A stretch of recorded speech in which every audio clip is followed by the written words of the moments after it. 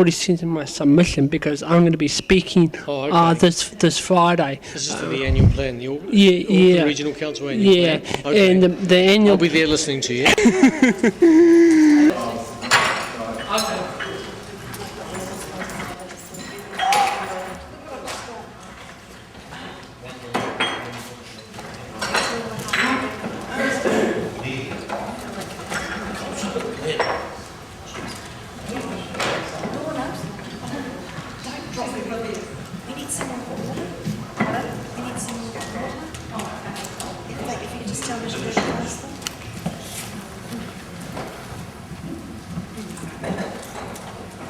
Okay, we will proceed. Mr. Vanstrappon, welcome to the Auckland Regional Council. You may proceed. Thank you for waiting so patiently. I'm a very patient person. Good afternoon. I'm here today to try and stop this insane borrowing. As a ratepayer, I'm expected to budget and come up with the rates money on time, every time, as well as every other ratepayer. Question? No. Okay. Do you agree with that statement? I want some answers. Do you agree with that statement? Yeah, you have to pay on time every time. Yeah. Yeah. How about you, Margaret? Do you agree with that statement? That every business is going to come up, every business is a ratepayer, going to come up with the rates money every time, all the time. Do you agree with that statement? That seems to be the law, Dennis. Yeah. And yeah. Okay. Well then, you are a bunch of hypocrites because you don't stay within your budget. So it's a bit harsh, but it's true. My submission today is about the public transport strategy, which plans to spend about $11 billion. Is the 63% of the $11 billion mostly being spent on upgrading roading to accommodate the private car culture? What's your answer? Miss Dr. Christine Rose. Councillor Christine Rose. Yeah. Thank you. So the question is a large proportion of the 11 billion towards Yes. private car culture?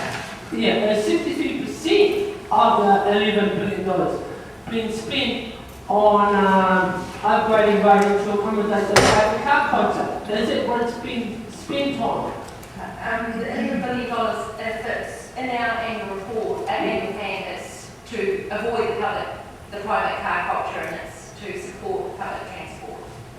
So you're going to support public transport? Yeah. Are you going to support public? Dennis, this is not a cross-examination Okay. by either party. Okay. You're here to present your comments or critique of the annual plan, Yeah. and we are here to ask questions about that. We're not Yeah. cross-examine each other. Okay then. Thank you. Okay. Therefore, rather than accommodate the private car culture, you must eliminate the private car culture by changing from private car culture to public transport culture.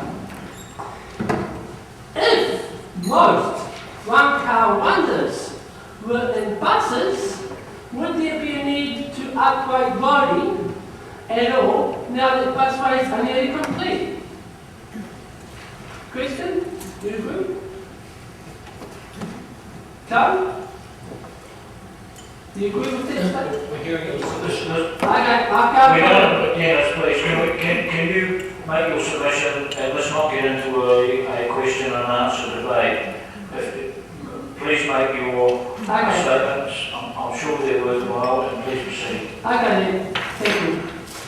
Therefore, must force people from cars to bus by tolling cars on motorways, bridges, extra at peak times at a high enough rate that will deter people from their cars and into a bus.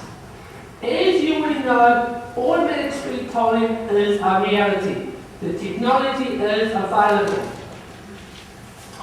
I realise that the tolling system is an inefficient system of collecting money. But the principle of deterring peak hour traffic is more important.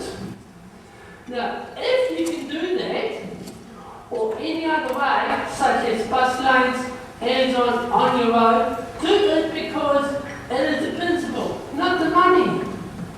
Now, I understand that it seems unfair to toll people when there is an inefficient public transport system, but what you are dealing with is a catch-22 situation. No matter how much money you throw at the public transport system, if people have the easy option of staying in the cars, the bus system will always be inadequate. If people are forced into public transport, then through public demand transport, efficiency will be naturally increased.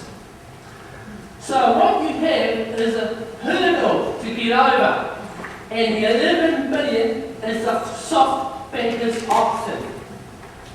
It's quite important.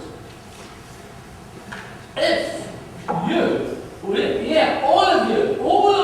each one of you, go through with the 11 billion option with predicted growth, in 10 years you are going to be in the same situation as you are now. And you will have to do it all again. Plus, you will still be paying off debt from the first 11 billion. I have another analogy. Okay? Say you have a farmer with a rabbit problem. Either he could borrow enough money to feed all those fat rabbits, and their offspring who are going to be really plumped up, ready for the slaughterhouse. See, okay? I'm just talking hypothetically. Or you could invest in some bullets and shoot them until there's no more rabbit problems. Does that compute? Yeah, okay. Now, what all of you in power, all of you, I'm talking to all of you, have got to do is grow some balls. And take the hard line option. Upset some yuppies and get their asses on the public transport system. Don't worry about one thing, they only care about themselves. The only way they listen is through the words, sting them.